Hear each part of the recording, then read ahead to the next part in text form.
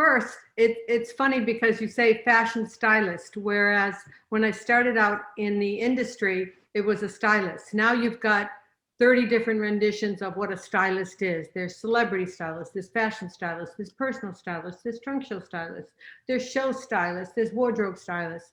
I mean, there's 101 different ideas or different concepts of a stylist.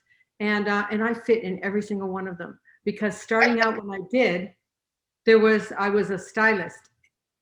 That's how I came about. I was a stylist. And what happened was say that a company wanted to feature a dress. Well, not only did I feature the dress, but I would work, for example, on the editor or the art director on what's it going to look like, who's the girl, who's going to wear it, what's the background, what's the accessories, what's the feeling. And you know, when you say how did you get started, I actually started in the costuming business.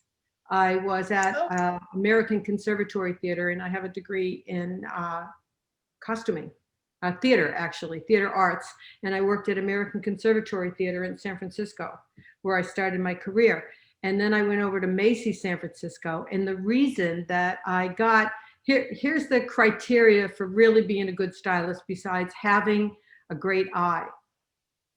No panic, get the job done, no matter what. Because when you're dressing a theater actor, you've got 38 seconds to strip them down and get them in the next thing. The same thing with the fashion show. There's no time for, oh, should this, what do you think of this? What do you think? No, there's no time. You're getting it done. So when I went to Macy's San Francisco, I was in the fashion office and I was a fashion assistant, and I was just out of school. And what I could do is I could dress those models really fast with no complaints and keep, you know, it's really about a work ethic. That's really what it's about, a work ethic.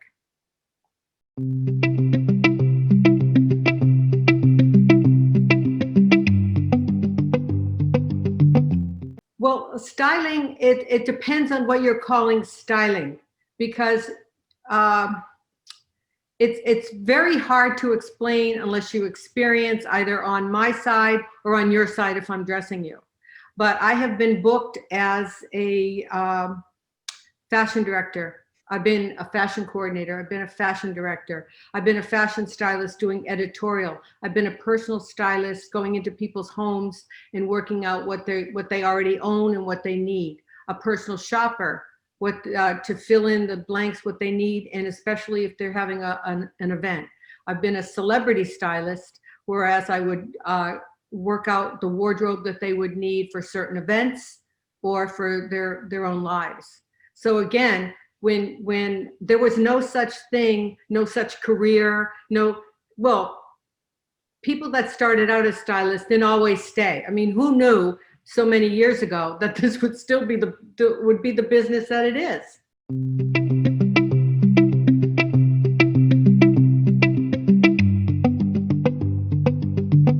I started out in Macy's fashion office and doing the trunk shows, doing fashion shows, dressing models, coordinating, tagging, organizing. So that, and I still use those same principles today. So by the time I get to the fashion shoot, by the time I get to even an event styling, most of my work is already done. Because, for example, I show up, everything is organized, everything is tagged. I know exactly 2 days before what necklace is going to go with what dress and how it fits. So there's so much of the job really is about organization. When I started out, I went from being in Macy's fashion office, and then there was an opening in the photo studio. So the photo studio, I was on the 9th floor at Macy's San Francisco, and then the photo studio was in the basement, which was dark because it was, you know, it was rooms and rooms and rooms of backdrops. That's really what it was. So, and my first job was really the kids' Easter catalogs. That was it. To get the clothes for the kids, book the kids, get them dressed. And it's like, I can't tell you for how many months I would stand there with the ice cream cone with everything dripping down and the clothes hanger right here, ready for the next shot. And it's really about focusing on what needs to be done. And from there, what happened was one of the photographers in the studio was getting a lot of work. It was big in San Francisco then. So he was getting a lot of catalog work and he was getting great bookings. So he asked me if I wanted to come in and work with him in his studio. So that's what I did. I was a studio stylist and I did everything for, actually ended up getting the Macy's Christmas catalog. We got the iMagnets Christmas catalog. I did everything from dressing models to building a dollhouse to putting glycerin on a ham to make it look great. So it's really about, so what's developed from there?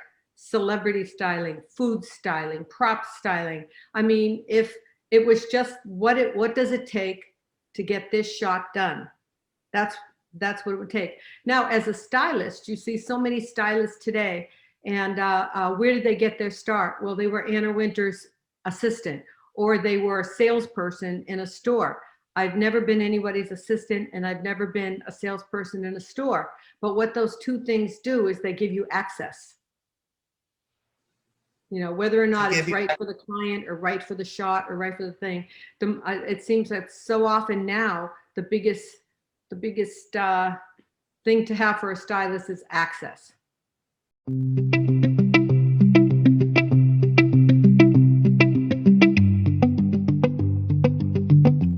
I didn't.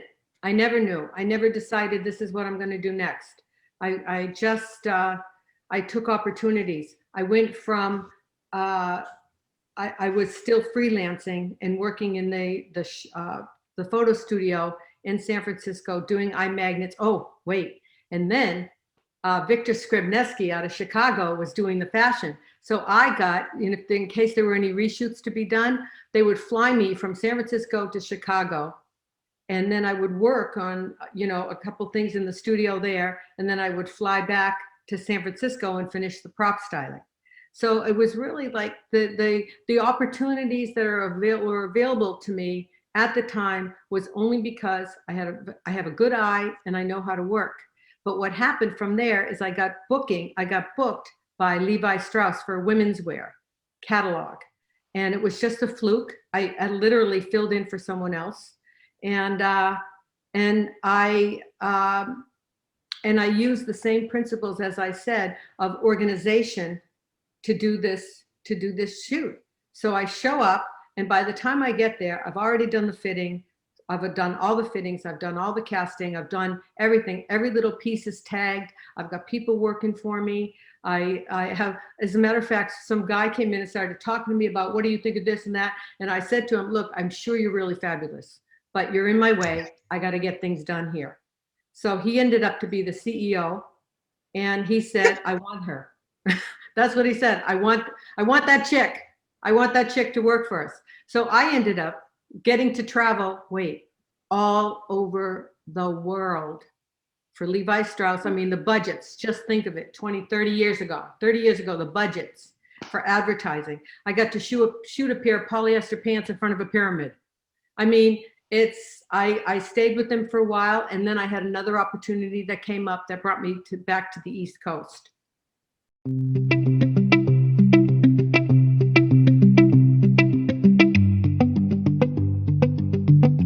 Well, it's so funny because when people started talking about closet therapy and I put it on my website and everything, my husband said, my wife coined that term in the 80s.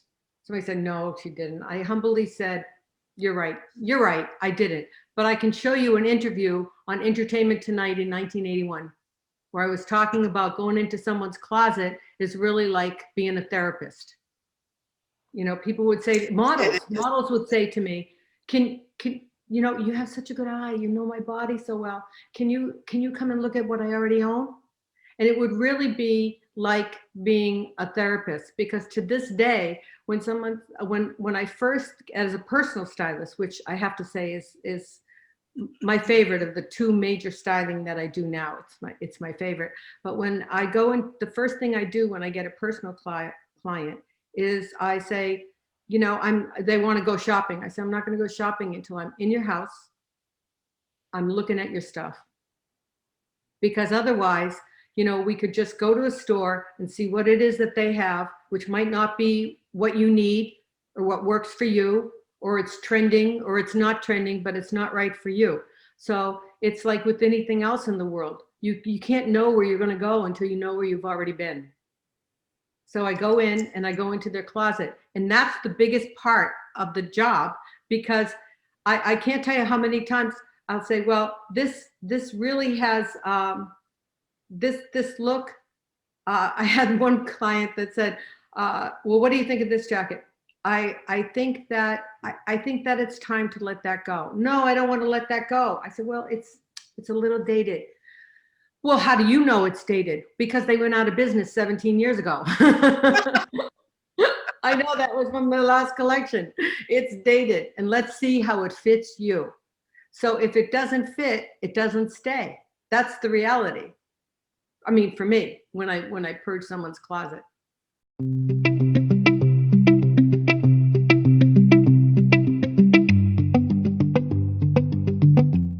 Well, the Couture Concierge was really a program that was developed by the Ritz-Carltons. And I even did a few bookings in San Francisco. One of the things that what happens is, I know when I travel, one of the first things I do is I go to the concierge and I say, where do I go shopping? Tell me some really good stores. Tell me where this flea market is, or tell me where this bazaar is, or tell me, and I get the list if I hadn't done the research ahead of time. Well, other people do that also. And one of the hotels came up with the idea, well, why don't we just work with somebody that we already know, that we've already used, and have them and have them call her. So I went on there. It was a big promotion. It was the Ritz-Carltons in Miami. It was a big promotional event, and the rest was history. I mean, I'm on a billboard in the elevator. So that's, I would take people shopping. Where do you want to go? What are you looking for? Vintage? Then we'd go up at Palm Beach. I've taken people up to flea markets. I've taken an entire bridal party shopping. That was fun. Before we get there, remember, everything is about organization. So before I get there, I have they fill out a form. I know their sizes. I know what they look like. I know what they're looking for. I mean, it's my business. So it's not like, hey, let's go shopping like you would with your girlfriends. This is my job. And it would be just like an interior designer. You don't call an interior designer and say, what do you think I need? I want to sit in the chair. What do you think I need?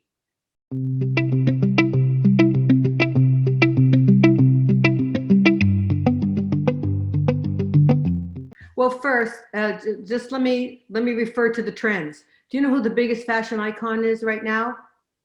Tika the dog. Don't forget that. 1 million followers, a little dog dressed up in dog clothes, which is adorable. So during the quarantine, who has emerged as the biggest style star of 2020? And now it looks like 2021. A dog.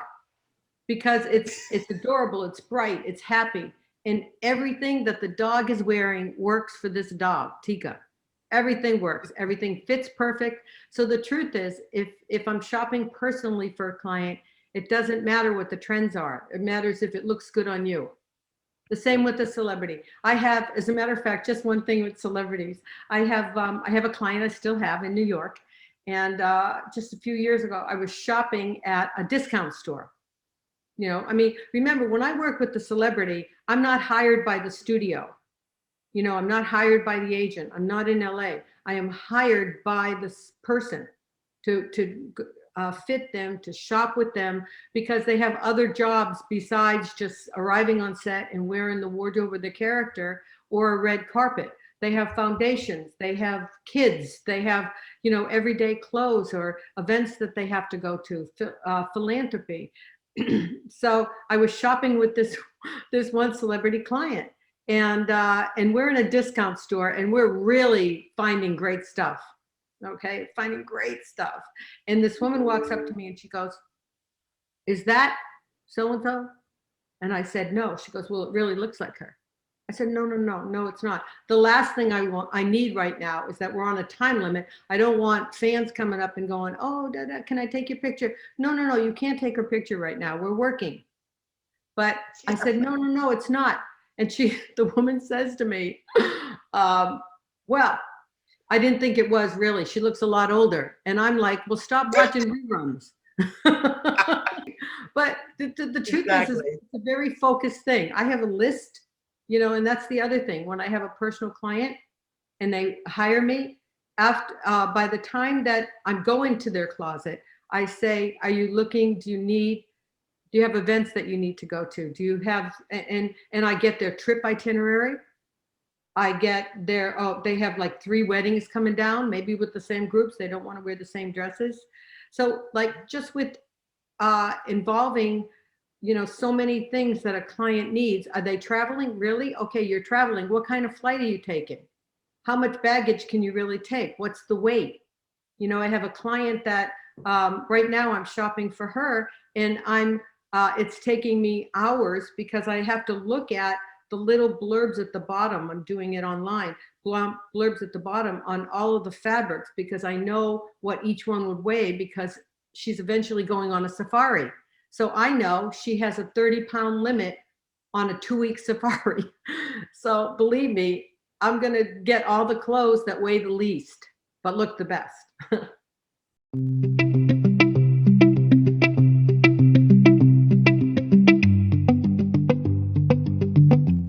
Well, you know, one of the things that's really changed so much for me is, well, Instagram. I had somebody say to me last year, oh, you're getting so much work. This is before the pandemic. I said, I work 1/5 as much as I used to, but you see me on Instagram, so all of a sudden I'm getting work. You know, that's not how it goes. I've also been working, and I'll tell you, let's go from fashion shows first. I've been working at New York Fashion Week for many years, you know, twice a year. February and September, I would be in New York. Sometimes I would go to Paris, sometimes Milan, but consistently New York, because that's where I would work. And, you know, what's changed in the shows? Well, you've all seen it. Everything is digital right now. But in the fashion shows before, everything was really about getting the live stream, and that would not be open to the public just yet. You know, the videos from the designers. Now everybody's got a phone. Everybody's shooting. You know, I've been at sitting on the front row, and somebody will go like this and put their camera right in front of my face to get that shot. But I'm trying to just look at the clothes and see how they move. Or that's one of the things that's changed. The other thing is Instagram has changed many things for many people. And I noticed lately that people are not putting #ad on on what they're wearing if they are representing a company. I don't know why that's stopped in a way, but I've had quite a few companies call me, and they say, we want to send you this. Would you wear it and do tag, and it, you know, wear it and then tag us on Instagram? I say, really? Free clothes? And then I go through all the thing of getting myself photographed and tagged the clothes and everything. No, no, I don't do that. I dress for myself. Like right now, Zoom. I always wear black. You know that. I wear black 24/7, unless it's July in Miami and I wear white linen. So it's Zoom time. So now I'm wearing a lot of blue, because my glasses, I've had the same glasses for 15 years, and they're blue tint. The first thing that I did when I saw this big influx of Zoom, I know a lot of the designers' collections. So I called Carolina Zermack and I said, I love that teal sweater. You know, how much is it? And I bought this. This is my Zoom sweater. Look at that. It's blue. It matches the exact blue. And it's my Zoom sweater. And I have 2 Zoom scarves too, both blue, because the lighting is good on it. So it's really, you just have to know what works for you. And I think one of the things that's happening now since the pandemic and will continue is direct to customer. You know, from a designer going direct to customer. Right. That's really a big thing. And it's been like the Carolina Zermalak that I just mentioned has been doing that for years. Marie St. Pierre, who has a shop in Miami, she's been doing that for years. And then Marie-France Van Damme, I mean, very luxury wear, has been doing that for years. And it's really what happens is you get the opportunity to really see what works for you. You know, if you want to know what the most important thing is in fashion, it's not the fashion, it's really the fit.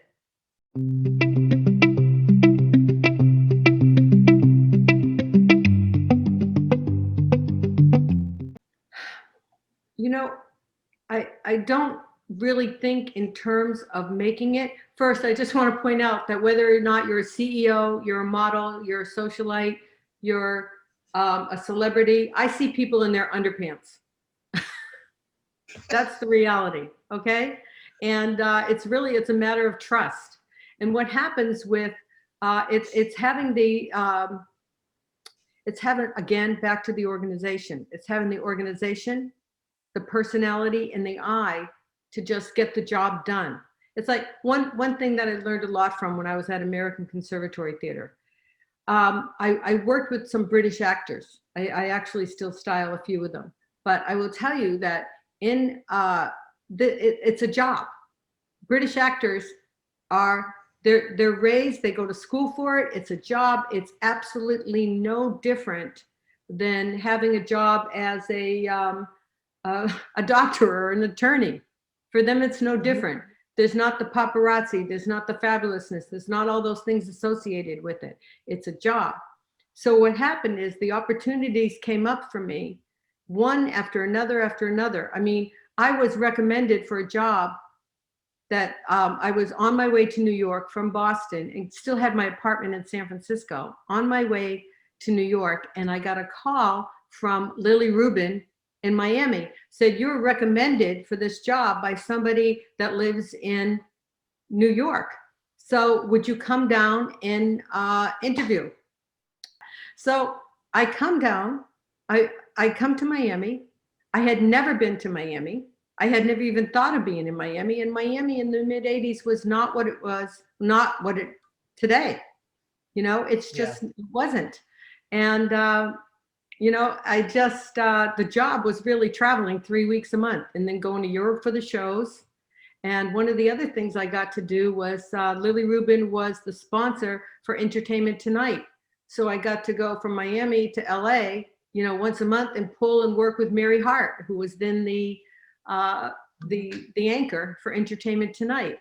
And that's one of the ways that I really learned to work. Remember, I had been doing just editorial and trunk shows and fashion shows and all the outskirts things of fashion, plus visual. You know what? Okay, we have this in the ad, make sure this gets on the mannequin in the store. But when I went to work with Mary Hart, we had these dresses that we were going to have for her to, she was, you know, she started the whole red carpet thing where before Joan Rivers, she would interview people for Entertainment Tonight and she would ask them about their movie, not as much as what they were wearing. Joan did that, but ask them about their movie. So she would have to look fabulous. So I was having worked with her and nobody at the headquarters had really worked with her. I knew what she would pick. We had $20,000, you know, couture dresses, even during those times. But I knew what her right side was, what she wanted. And every time she would pick a dress, she'd go, you know, I have to make sure that this plays in Peoria, which means that I'm the wholehearted, wholesome girl. I can't be out there being more than fabulous. I have to blend in. So the dress that she picked, which they told me not to send, which I sent, was a one-shouldered black velveteen dress, you know, because by then it was kind of nippy in LA. So it worked perfect for her because it showed the one shoulder showed her good side. It showed her arms were fabulous. The dress was slit up the side because she had the most famous legs in the country at the time. And she didn't overshadow the star that she was interviewing. So it's really important to know the background for every single thing that you wear. And that's when I knew that so I had made it, so to speak, is that here's this person that knew I knew her, and I just very humbly sent the dress, and that's the one that she picked. I got in a lot of trouble for that because they wanted her to wear the $20,000 dress, but it didn't work for her. Oh, And you in got the terms client. of really making it, I will point out I was on a billboard, in Miami for how long? A year, on 95 for as the for Miami Design District.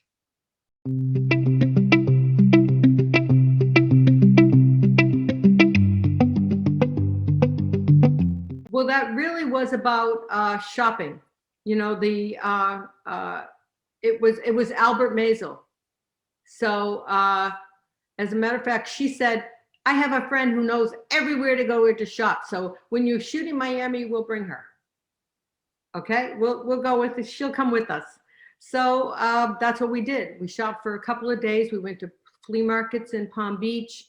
We went to quite a few, I mean, for 3 days. And it's funny because you have to understand it was also in mid-July in Miami. So I was in white linen for most of it. And it was pretty funny because her husband, Carl, God rest his soul, he was with us for the last day of shooting. And I was hanging out with him most of the time.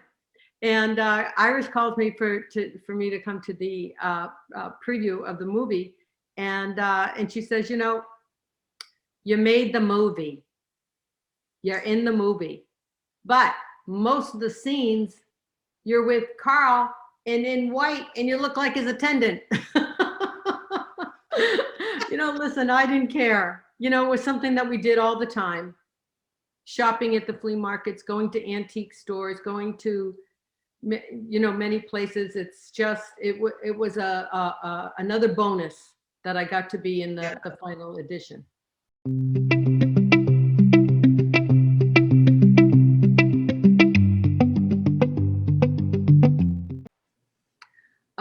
What are some of the main challenges? I have to tell you, it depends on what you look at as a challenge. What are some of the main challenges?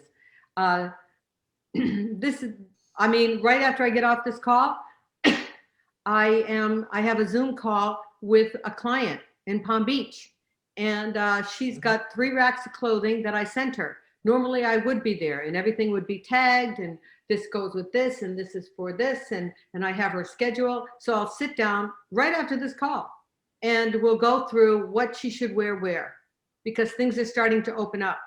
And and when people have their schedules for 6 months ahead of time, now is the time to be shopping. Now is the time to reviewing what you're going to wear.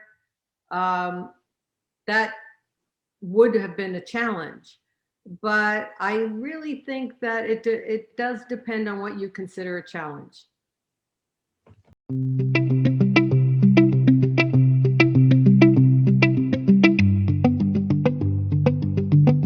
She's going to try on every single piece in front of me. There you go. On the Zoom, and I'm going to go, no, and I arrange for an alterations person. Or if the alterations person can't come, I'll know exactly, I'll write down, I have a picture of each thing, and I'll write down exactly, like on the waist, take up 2 inches, it's just for fitting. As a matter of fact, I was working with someone in Miami on March 12th. And we didn't know how much everything was going to close down then. And I had brought her, I showed up with my assistant. I have 2 assistants that I adore that have been with me. One of them is Samantha, and she's been with me since she was a freshman at Dash. And now she's already graduated from college. And then another one, Danny Parrots, and she's been with me for editorial. So it's really great to connect and have relationships. I mean, this is truly about relationships because, for example, the person that I'm going to dress on Zoom has a trust level with me that we've had for a long time. And that's what happens. It's the same thing when profile. I've worked with Nick Garcia. We've done Women of Style for Miami Modern Luxury. And of course, Indulge with Jenny Star Perez and Evan Ben.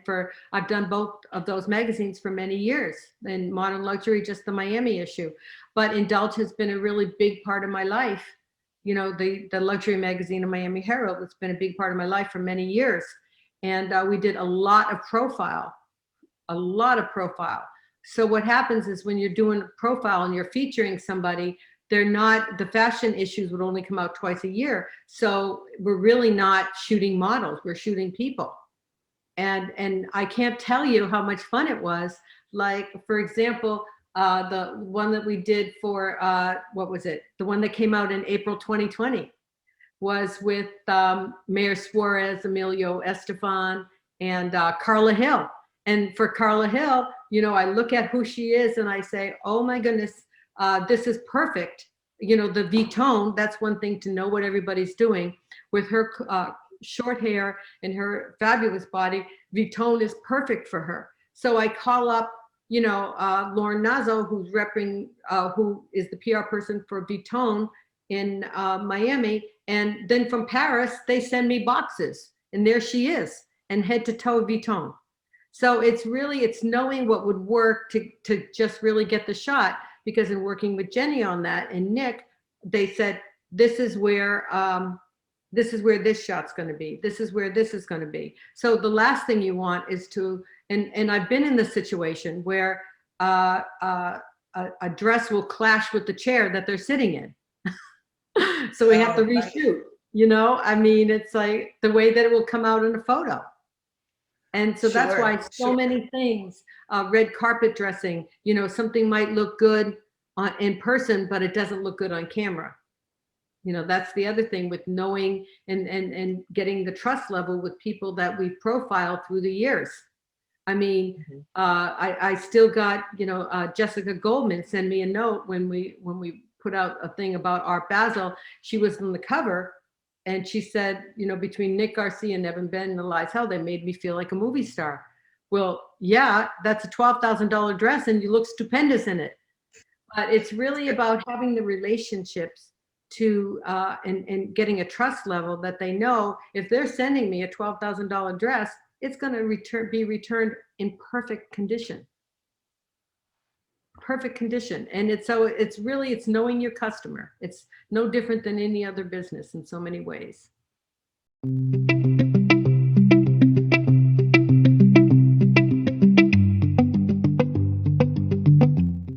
Word of mouth. Word of mouth. You know, word of mouth.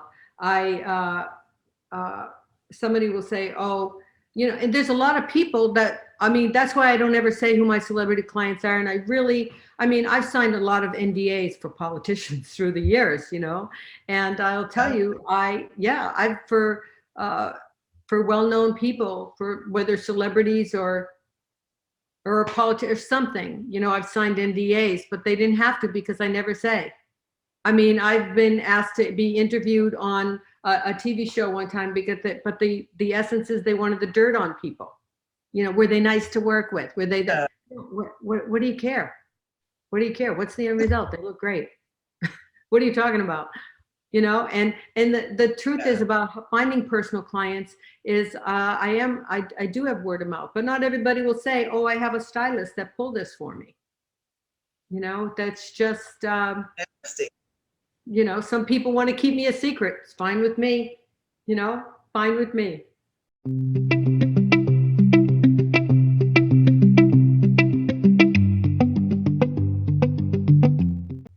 Show up. Yeah, I'm always on time, but show up. And because it's really back to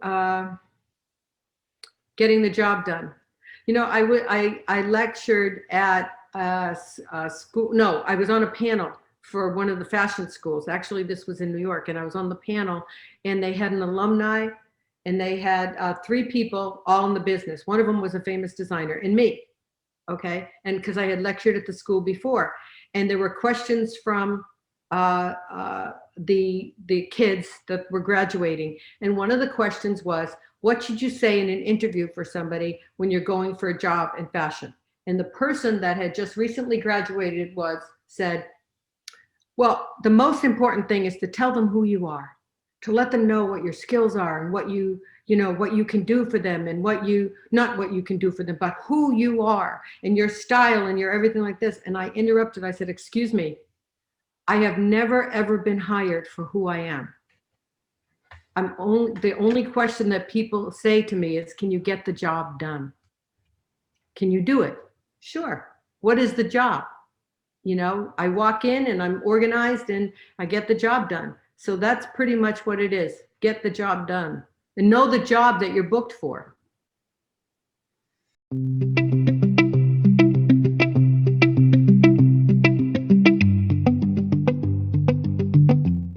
Pace yourself. I really would. I would have paced myself more, I think. I would have paced myself more. As a matter of fact, as you know, we have a son that's 30. So I am embarrassed to say, with all the knowledge that I have, I was months pregnant before I even knew. I thought I had jet lag and I was bloated. And I was flying all over the world. I was, you know, shooting here and shooting there and living in a plane. And I'm thinking, I have so much jet lag. I'm so tired. Nope, I was pregnant and didn't know it.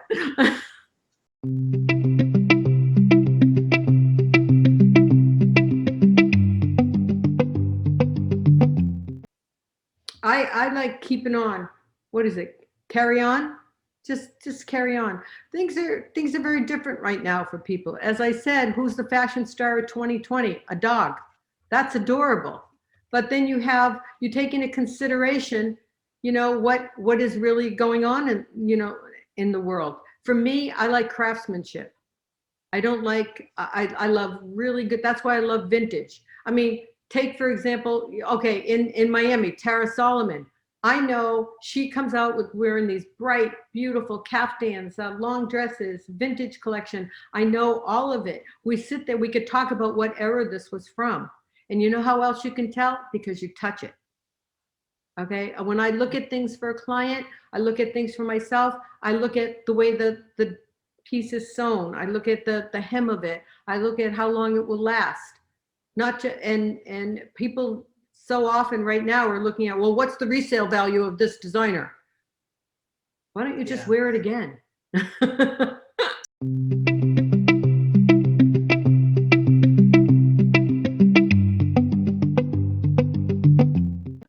I think lookbooks are really important. I just asked Carolina the other day, send me your lookbook.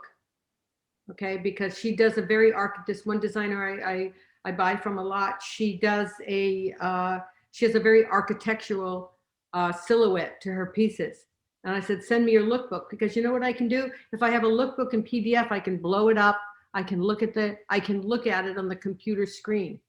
Okay. And one of the things about just seeing it on Instagram, I was privileged to sit a few years ago, front row at Oscar de la Renta. And I showed a film. They came out with a skirt that had a handkerchief hem. And the way that it moved on the runway, I took my phone, I put it down to my knee, and I just showed how it flowed. And then a week later, I was back in Miami, and someone, a design student, I said, oh, you were at the Oscar show. I said, yes, I was. Do you want to see the film of, you know, how the clothes move? No, I saw it on Instagram. Really? You caught exactly how that dress moved and how the cut was and how the shape was and you caught all that by watching a model go down a runway? No. And the Instagram? No. It's a great selling tool. You know who Instagram is a greater selling tool for? The designer themselves or an artist. That's a great selling tool. But you have to really get in there and look at it in a lookbook. So I'm a big fan of lookbooks still.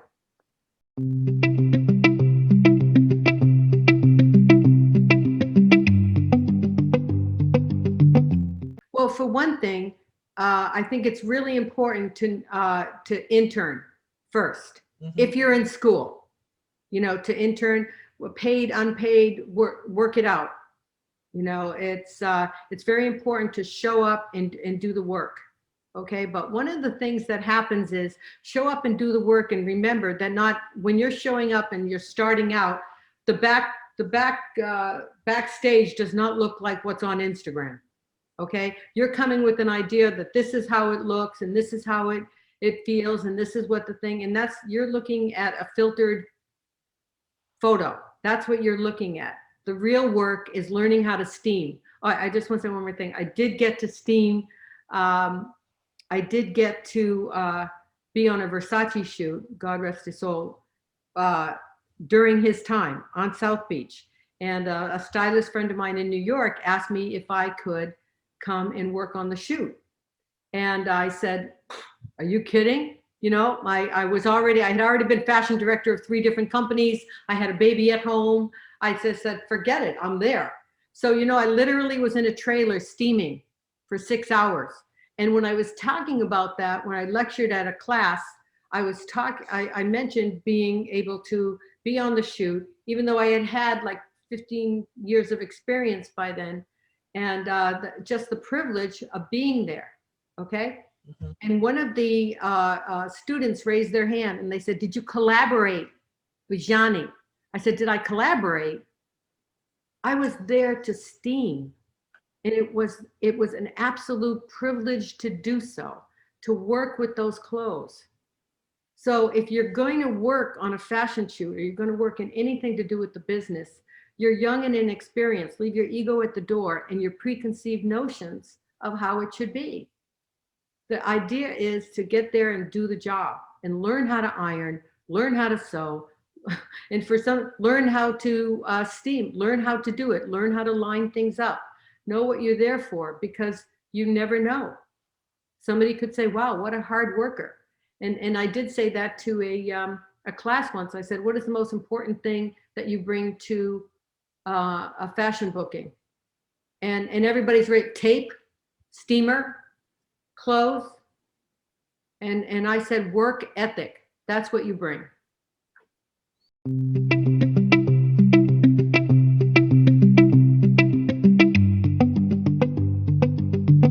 I'll give a specific. I started doing events, as a matter of fact, in Miami, Style Stories. And they were trunk shows and they were events, fashion events. And I was sponsored by Miami Magazine. I was sponsored by Saks. I was sponsored by Bal Harbor Shops.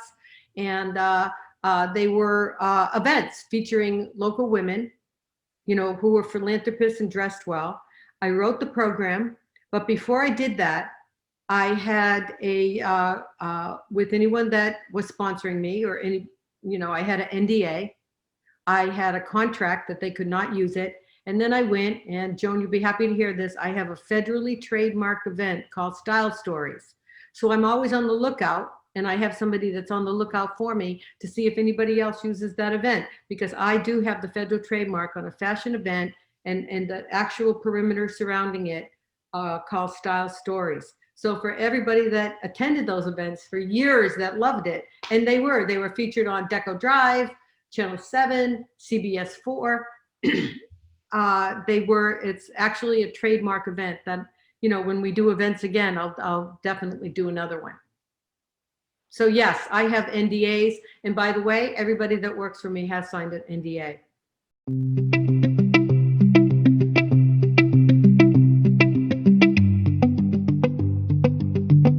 It really depends on what your background is. You know, if you're a, you know, once again, back to what the stylist is. I had somebody say, I'm not going to say the name of the store, but somebody said to me, oh, my stylist pulled this for me. Oh, really? Oh, where's your stylist? Are they in Miami? Well, they're at this store. Well, if you're getting a stylist from a store, what they're working for is the inventory that they have in that store. That's a sales associate. Yeah. Okay. They're working with the inventory that has in the stores. That's the difference between me and a sales associate or quote, a stylist at a store or a personal shopper at a store. Because if you need a dress for something, I'm going to hunt it down to get the right one for you. And I am a fee-based stylist.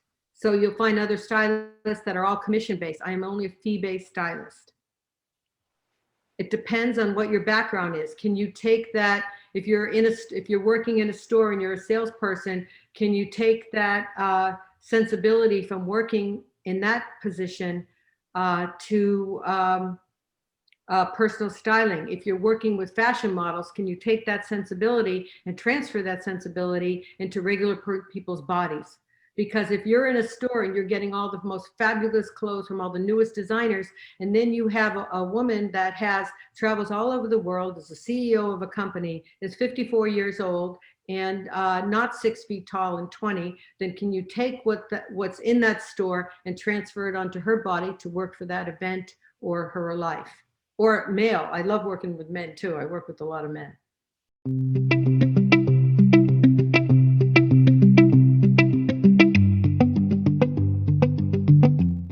Well, we're back to, I don't say who I've worked with, but in print, I will tell you this, in print, for a favorite celebrity, this was hysterical, but I worked with Dave Guetta for Haute Living a few years ago.